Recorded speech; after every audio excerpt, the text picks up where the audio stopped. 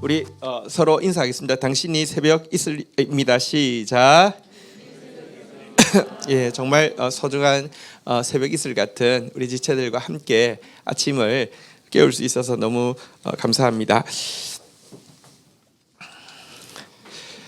히브리서 5장 8절 9절 말씀 읽고 시작하도록 하겠습니다. 우리 한 번 더 서로 격려하겠습니다. 당신이 말씀의 주인공입니다. 시작. 예, 한 번 더 축복합시다. 당신이 응답의 주인공입니다. 시작. 아멘. 네, 셀 안수 있는 날입니다. 그래서 또 멀리서 또 몸이 불편하신데도 또 같이 이렇게 새벽을 깨우고 나온 분들 계셔서 얼마나 좋은지 모르겠습니다. 우리 한 번 더 하겠습니다. 당신이 너무 좋습니다. 시작. 네, 고맙습니다.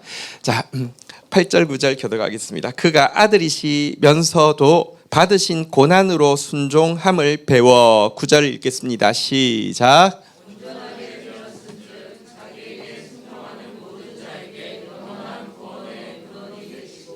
네.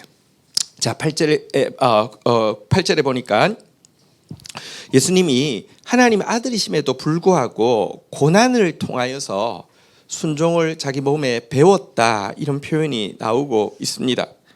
왜 그러냐고 하면요, 예수님이 인성을 입고 오셨는데 대부분의 경우 인간들은요, 고난을 통해서만 순종을 배울 수 있기 때문에 예수님도 우리하고 똑같이 고난을 통해서 순종을 배웠다, 이렇게 이야기하고 있는 내용입니다. 근데 오해해서는 안 되는 게, 그렇다고 하면 예수님에게 원래 순종하는 덕이 없었느냐? 그거 아닙니다. 혹은 고난받기 전에는 그의 순종이 좀 불완전한 것이었느냐? 그것도 아닙니다. 원래 하늘에서부터 완전한 순종의 덕을 가지고 계신 분이시지만 인류가 타락으로 말미암아 모든 것이 악과 고통으로 변했다고 우리가 그 말씀을 나누었잖아요, 그죠? 이 지상에서 똑같은 인간의 몸을 입으신 상태에서도 하나님이시니까 뭐 워낙 잘하시니까 면제, 이게 아니라 이 악과 고통의 세상에서 똑같은 몸을 입은 상태에서 예수님도 그 상황에 부딪히게 하셨고 온전히 순종하셨다라는 것입니다. 이것을 통해서 죄를 사할 수 있는 대제사장의 온전함을 증명하셨다는 것입니다. 예수님 왜 온전한 대제사장이냐?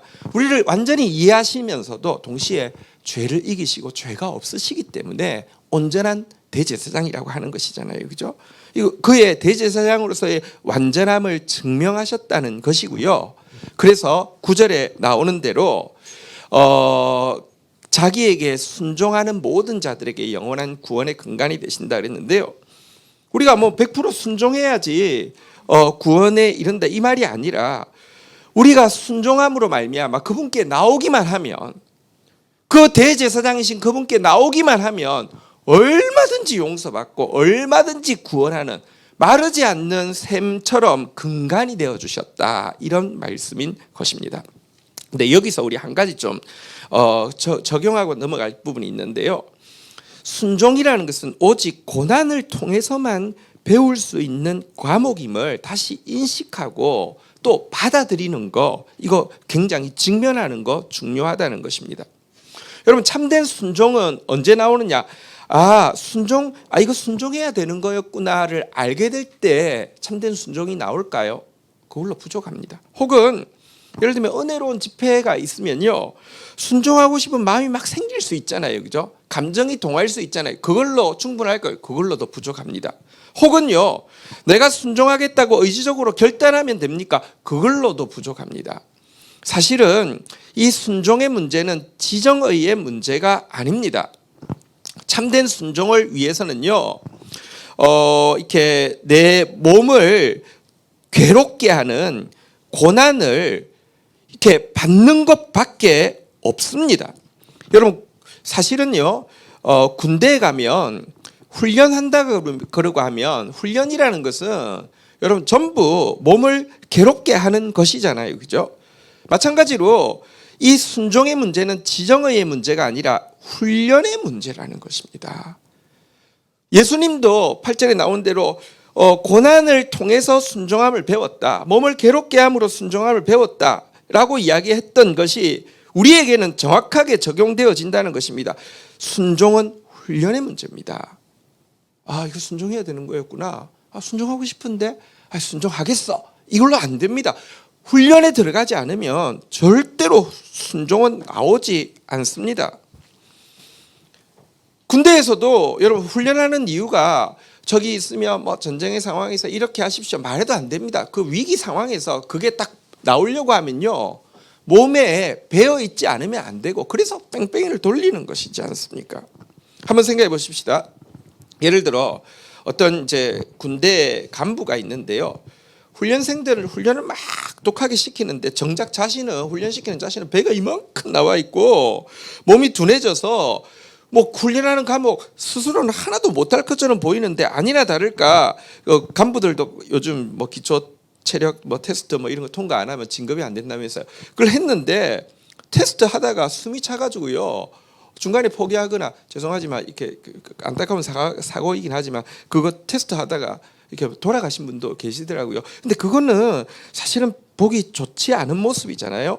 바울 한번 볼까요? 고린도전서 9장 27절에 보면 이렇게 이야기하고 있습니다. 고린도전서 9장 27절 한번 보도록 하겠습니다. 같이 고린도전서 9장 27절. 예. 같이 읽겠습니다. 시작. 내가 내 몸을 쳐 복종하게 함은 내가 남에게 전파한 후에 자신이 도리어 버림을 당할까 두려워함이라. 뭡니까? 훈련은요, 이게 순종은 훈련의 문제라는 것입니다. 뭐 이렇게 순종하세요, 저렇게 순종하세요. 바울은 간부처럼 막 말하고 있는데 정작 자신이 여러분 훈련되어 있지 않으면, 자신의 몸을 쳐서 복종시키고 있지 않으면 정작 자신은 순종해야 될 상황에서 순종 못할 수 있다는 것을 알았기 때문에 철저하게 스스로에게도 계속 이 순종의 훈련을 몸에다가 하고요. 그거 누구에게도 편한 일 아닙니다. 누구에게도 편한 일 아닌데 바울 그거 했다는 것입니다. 이러다가 나 말만 번지르르하게 했고 위치만 간부였지 정말 정작 영적 싸움할 때는 아무것도 순종하지 못하는 불순종의 사람 될까 두려워서요. 자기를 쳐서 복종시켰다는 것입니다. 한번 따라하겠습니다. 순종은 훈련의 문제입니다. 여러분 지금 12통 기간에 새벽을 깨우는 거, 이것도 여러분 이게 순종하기 위해서 고난을 스스로 받는 거잖아요. 새벽 깨우는 것도 모자라서 금식하잖아요. 우리 청년들 이렇게 밤에 와서 자고 있어서 이뻐서 그래 저녁은 먹었니? 인사했더니 금식인데요. 그런데 마음이 좀 그렇더라고요. 근데 왜 그러는 것입니까? 여러분 고난으로 순종을 배우고 있는 거예요. 물론 교회가요 불필요한 훈련은 절대적으로 지양해야 합니다. 본질적인 거 아닌 것 가지고 성도들을 막 돌리는 거, 그건 정말 지양해야 합니다. 여러분 그 언론에 나왔잖아요. 뭐 빛과 진리 교회 이러면 진짜 그래 놓고는요 순종시킨다는 명목으로요 대변을 먹게 하고요, 훈련 과목에 보니까 매맞기 훈련이 있고요, 그다음에 불가마 버티기 훈련이 있고요, 뭐 40km 걷기 훈련이 있고, 이거는요 목사가 아니고 사탄이고요. 그거는 순종이 아니라 노예 만드는 것이죠. 이런 거 예수님이 언제 제자들에게 이런 훈련을 시켰습니까? 사악한 것이죠.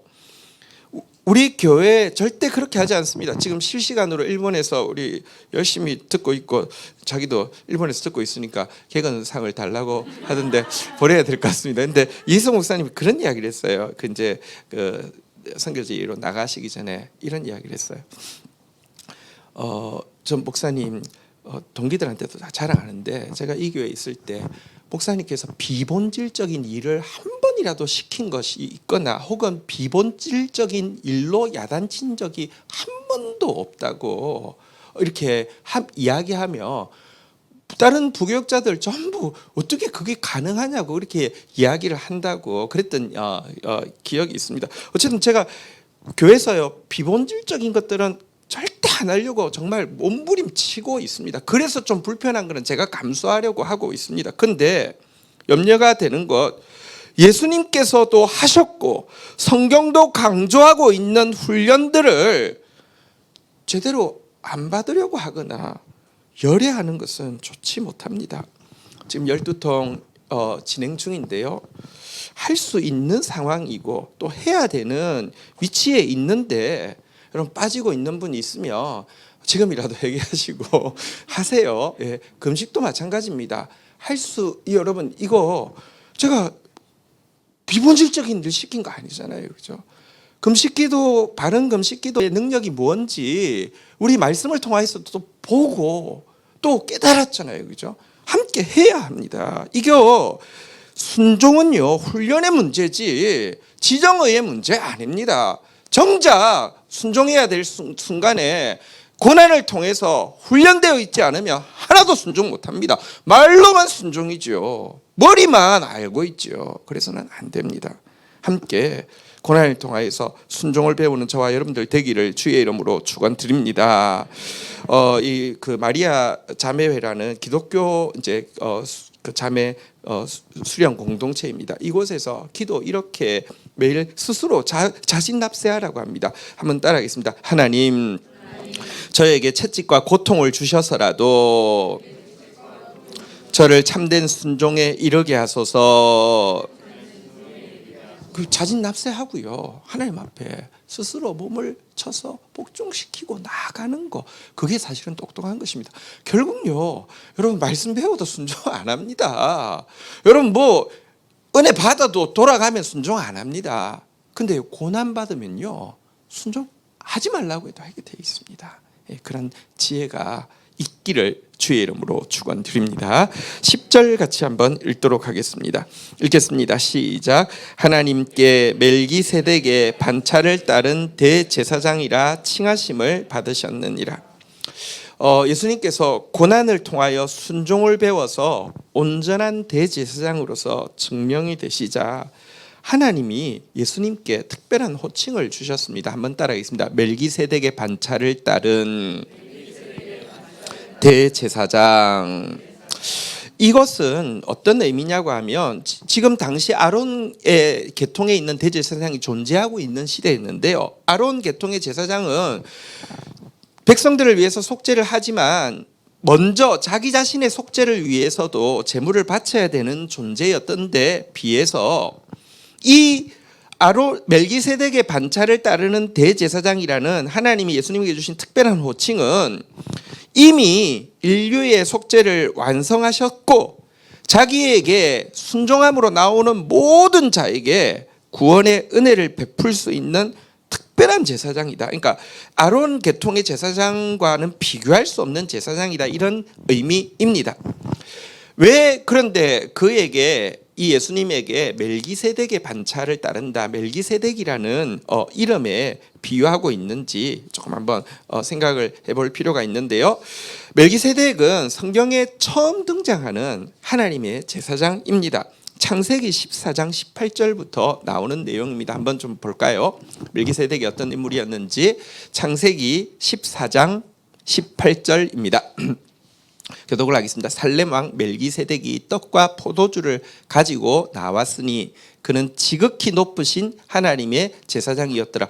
명백히 지극히 높으신, 그러니까 여호와 하나님의 제사장이라고 명기가 돼 있는데 떡과 포도주를 가지고 소돔과 고모라 이 사람들이 이렇게 이방 이렇게 왕에게 납치되어서 갔을 때, 롯도 거기 살다가 납치되어서 갔죠. 다 빼내오는 일을 했을 때 떡과 포도주를 가지고 나왔다 돼 있습니다. 19절 한번 같이 읽어볼까요? 읽겠습니다. 시작. 그가 아브라함에게 축복하여 이르되 천지의 주제이시요 지극히 높으신 하나님이여 아브라함에게 복을 주옵소서. 그리고 와서는 아브라함에게 축복했습니다. 그랬더니 20절에 보니까 아브라함이요, 20절 보십시오.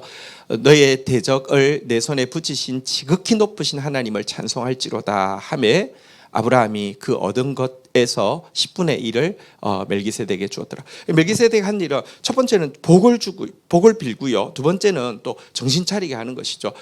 너의 대적을 네 손에 붙인 것은 지극히 높으신 하나님이지 네가 잘나서 한 거 아니다라고 또 근신하게 했습니다. 이때 아브라함이 이 하나님께 드리는 마음으로, 워낙에 여러분 백성들이 11조를 내는데 그게 솔직히 말하면 제사장에게 드리는 거거든요. 제사장은 그걸로 생활을 한단 말입니다. 근데 하나님께 드리는 마음으로 드리는 거잖아요. 그처럼 아브라함도 11조를 이 멜기세덱에 바쳤습니다. 하나님께 바친다는 마음으로. 자, 여기가 멜기세덱이 나온 유일한 기록인데요.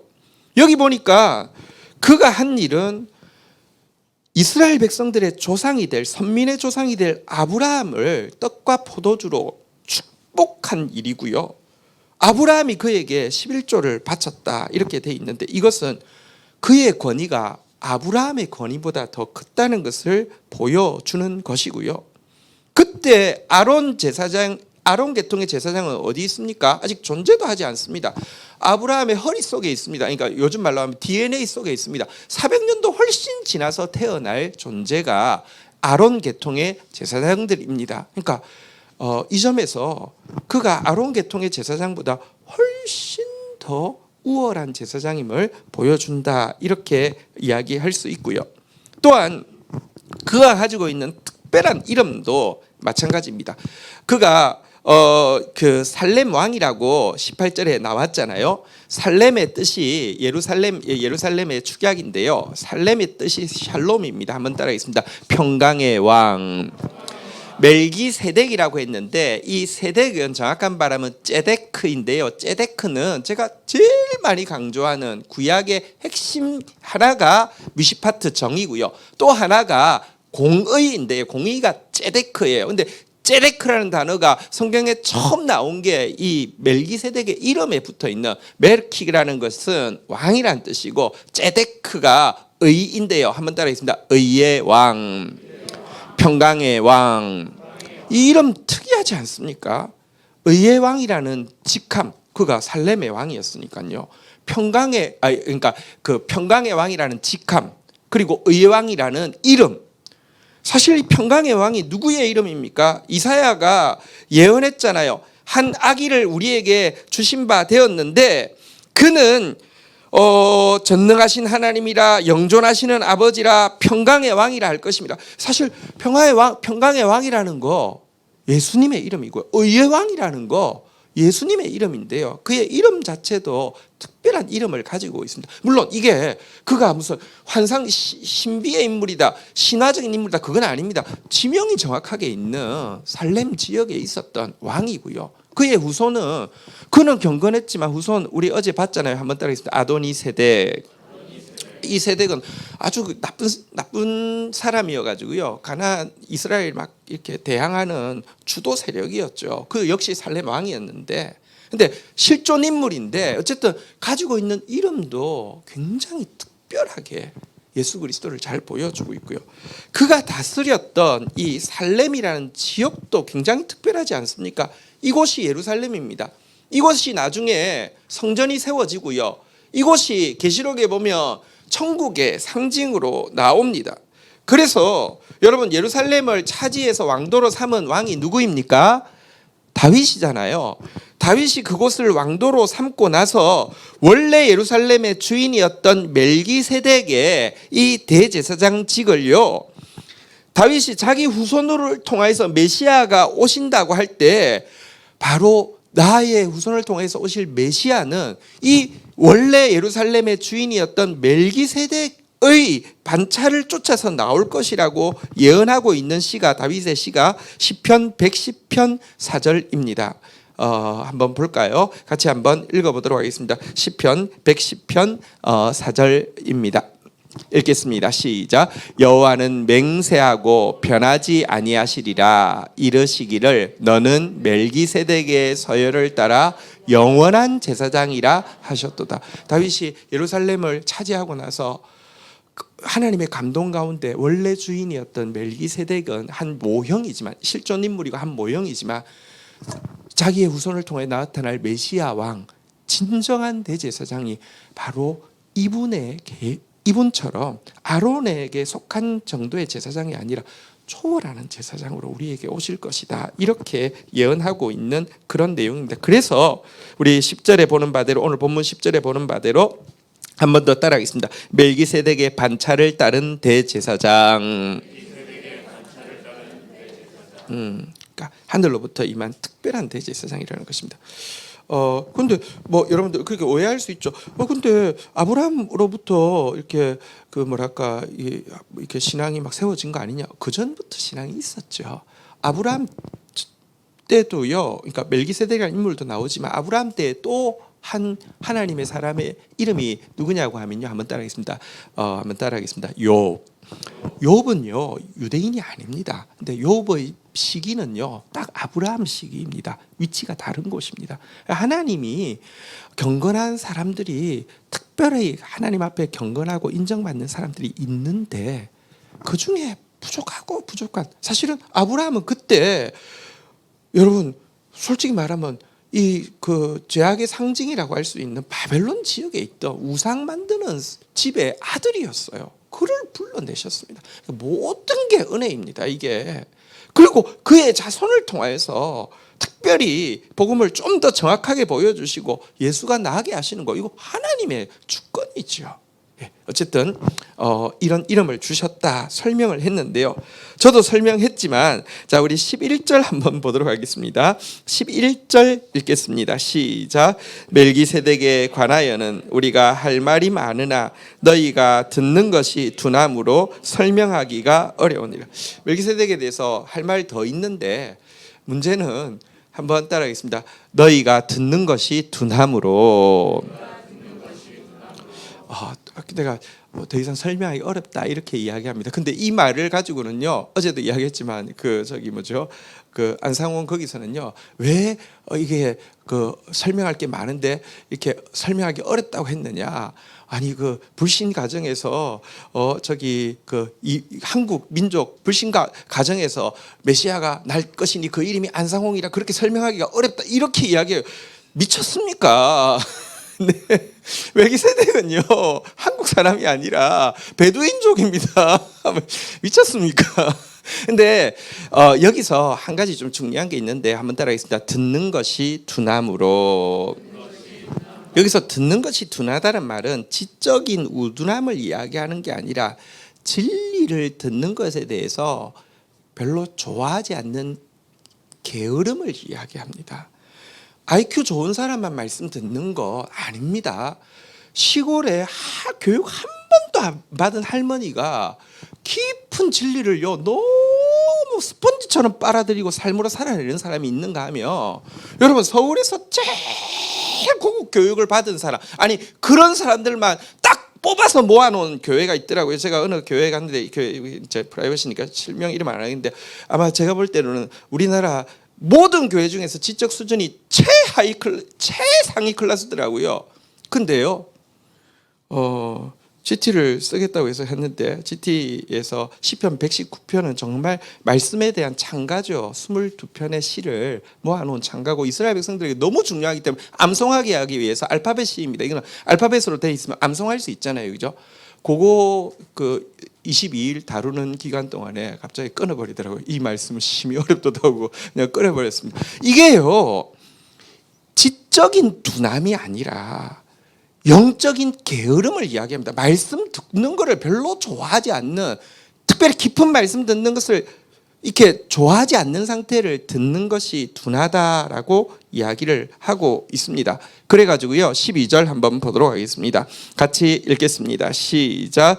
때가 오래되었으므로 너희가 마땅히 선생이 되었을 터인데 너희가 다시 하나님의 말씀의 초보에 대하여 누구에게서 가르침을 받아야 할 처지이니 단단한 음식은 못 먹고 젖이나 먹어야 할 자가 되었도다. 여러분 뭐라고 이야기합니까?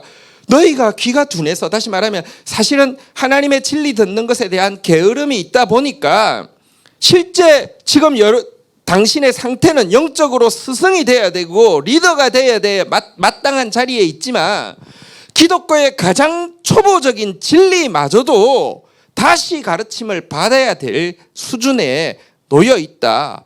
단단한 음식, 그러니까 제대로 된 빵 같은 거 이런 음식은 하나도 못 먹고 젖만 먹는 이유식만 겨우겨우 먹고 이렇게 배고프다고 칭얼거리는 그런 상태에 있다라고.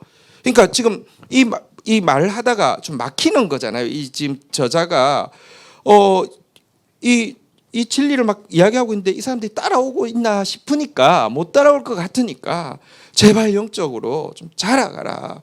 귀가 듣는 것이 둔한 사람 되지 말라고. 진리 듣는 것을 싫어하는 게으름 가지지 말라고 이야기하는 것입니다. 자, 13절 한번 보도록 하겠습니다. 13절 같이 읽겠습니다. 시작.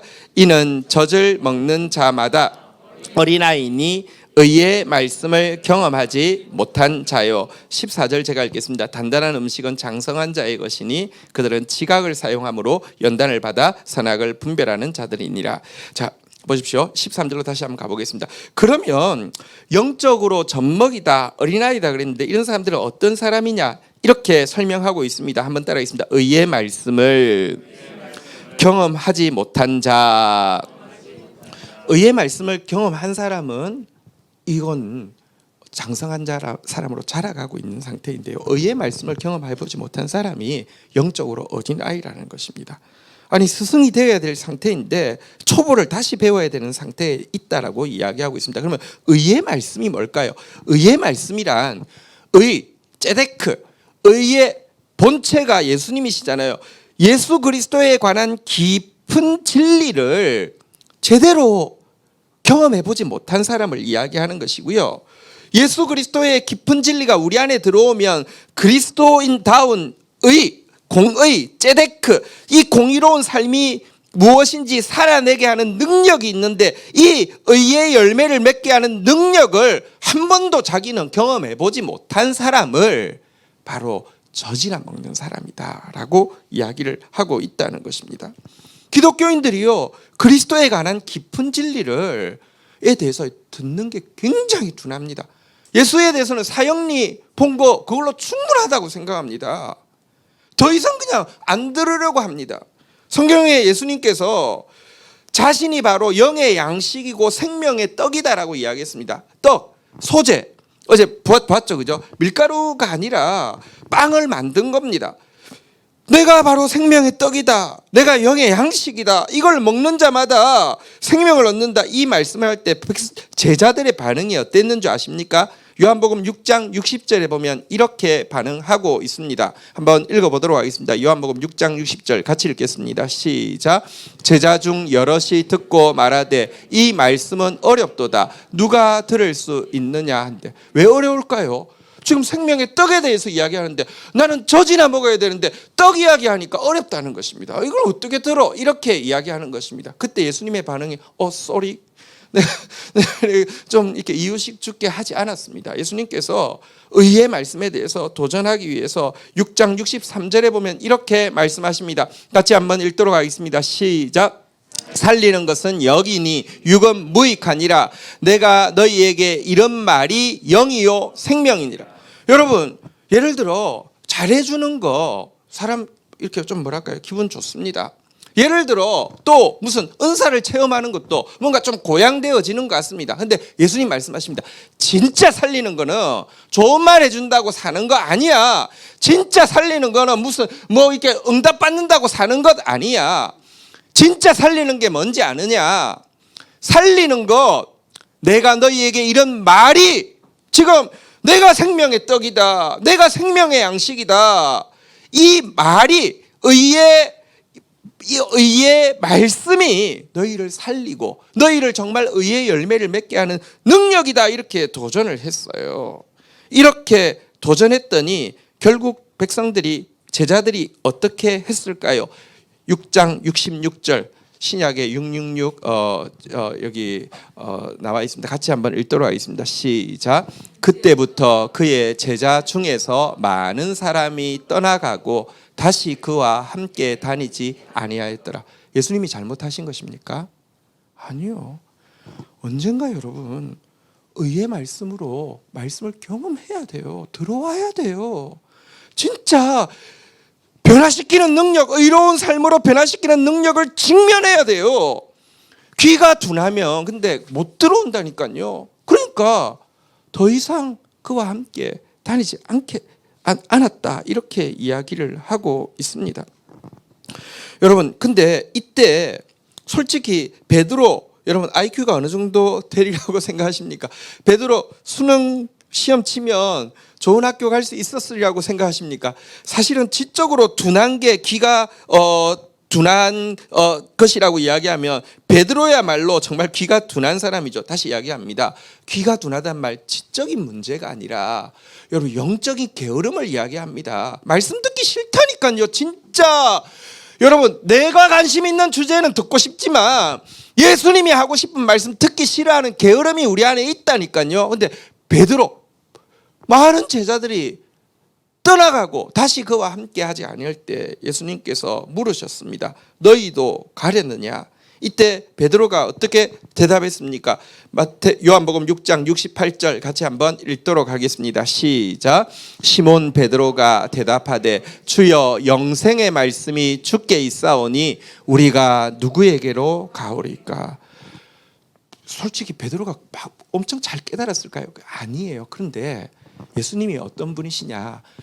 자기에게 순종하는 자에게 구원을 주시는 분이에요. 순종한다는 게 많이 안다 이게 아니라요. 나오는 자에게, 안 떠나는 자에게 붙어 있으면요, 하나님께서 알게도 해주시고요, 열매 맺게도 해주시고요, 자라게도 해주신다는 것입니다. 여러분, 내 상태가 여기 예수님을 떠나간 이 말씀은 어렵도다, 누가 들을 수 있으랴, 많은 제자들의 모습인지 아니면 베드로인지 영생의 말씀이 주께 있사오니 우리가 누구에게로 가오리까? 심각하게 좀 돌아보는 사람 되기를 주의 이름으로 축복합니다. 그런데 여기 14절에 보니까 이 단단한 음식, 다시 말하면 영의 양식, 생명의 떡 먹을 수 있는 사람이 어떻게 그럴 수 있었는지 비결을 이야기합니다. 한번 따라하겠습니다. 지각을 사용함으로 연단을 받아 선악을 분별하는 자들이니라. 여기 지각을 사용한다고 그랬는데 중요합니다. 지각. 여러분, 이 지각은 지성을 이야기하겠죠. 그런데 원래 우리 타락한 지성으로는 하나님을 알 수가 없습니다. 그런데 골로새서 3장 10절에 보면 하나님께서 우리가 새 사람을 입을 때 자기를 창조하신 이의 형상을 따라 한번 따라하겠습니다. 지식에까지 새롭게 하심을 입은 자니라. 이제 우리의 지식이 새로워져서요, 하나님을 알 수 있고 말씀을 알 수 있게 바꾸어 주셨다는 거예요. 근데 이 지식이 있어도요, 한번 따라하겠습니다. 연단을 받아. 연단을 받는다는 게 오늘 앞에 말 내용으로 바꾸면 뭡니까? 순종을 훈련의 문제라고 했잖아요. 훈련을 하는 거예요. 이 지식을 가지고 훈련을 하는 거예요.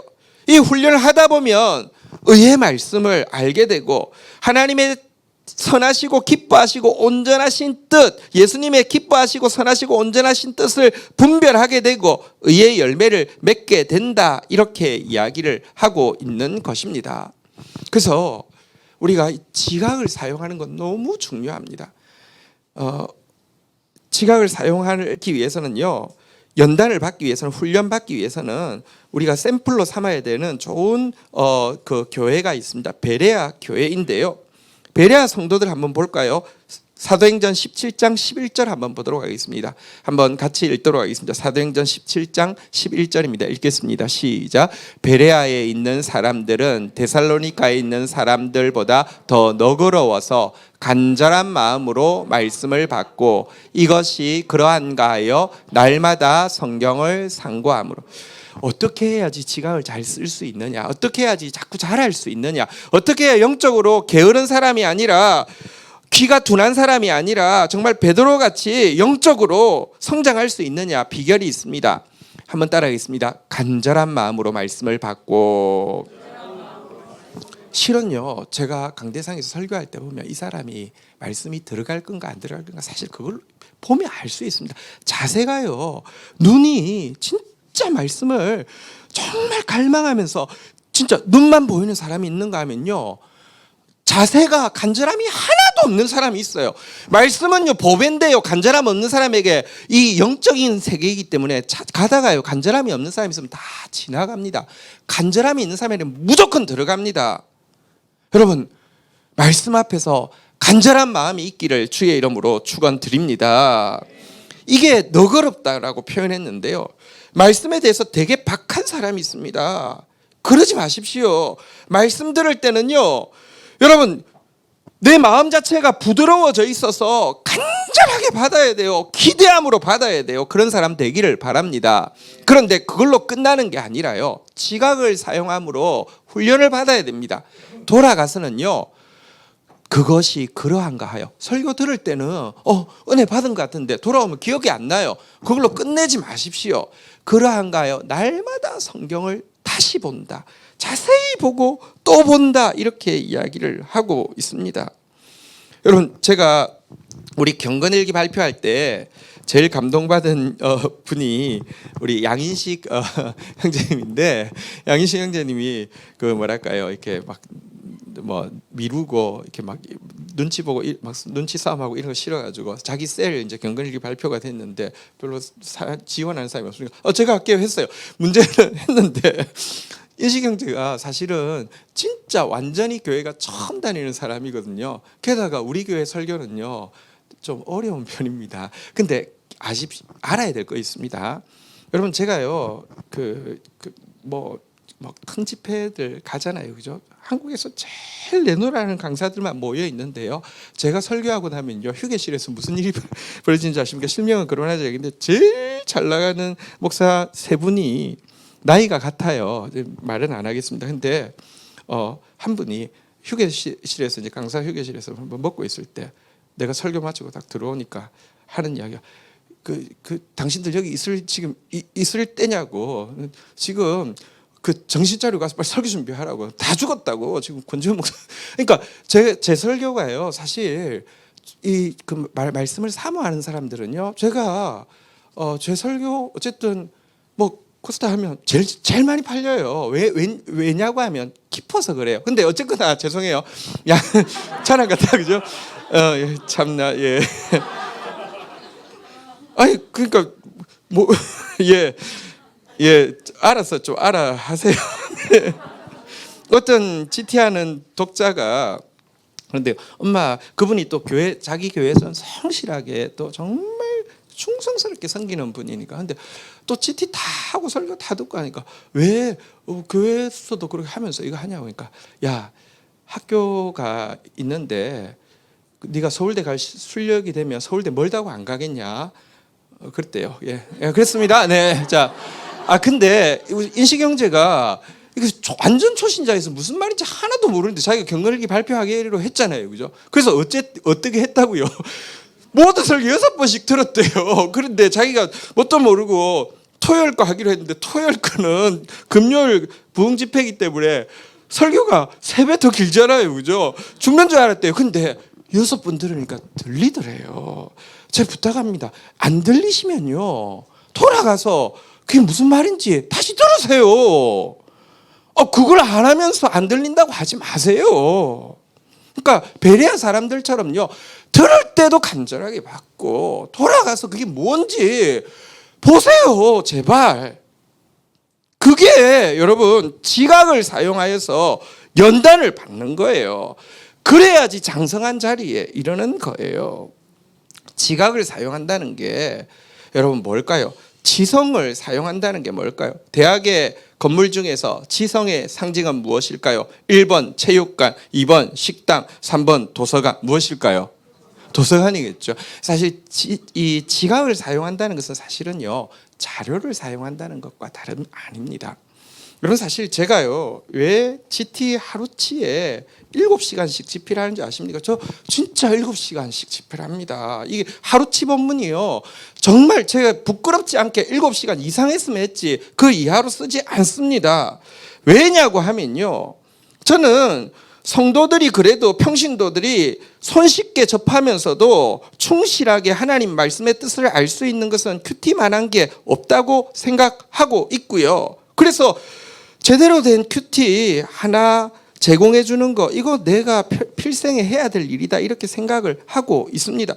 그리고 한국 교회가 이렇게 비천해진 것은 여러분 말씀이 많은 것 같지만 진짜 하나님이 뭘 말하는지 아무것도 모르는, 이렇게 된 것은요 제대로 된 깊은 말씀이 전달되어야 된다는 생각 때문에 아무도 안 알아주고 하지만 목숨 걸고 이거 쓰고 있는 것입니다. 여러분 GT 잘 활용하는 거 이게 지각을 사용하는 것입니다. 잘 안 보이면 또 읽으세요. 잘 안 보면 또 읽으세요. 장신대학원 지금 원장님이 그런 이야기를 해요. 장신대학원 원장님이면 사실 우리나라에서 어쨌든 신학과 관련해서 1등 아니겠습니까? 근데요 GT를 구멍이 날 정도로 줄을 치고 본대요. 왜냐하면 너무 밀도가 높은데 하나하나에 너무 깊이 들어가 있어서 막 구멍이 날 정도로 줄을 치고 본대요. 근데 그냥 한번 보고 나 모르겠다 이렇게 끝나지 마시고요. 제가 보십시오.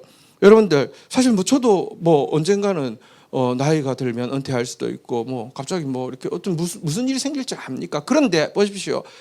GT요 성경 전권을 다 써놨습니다.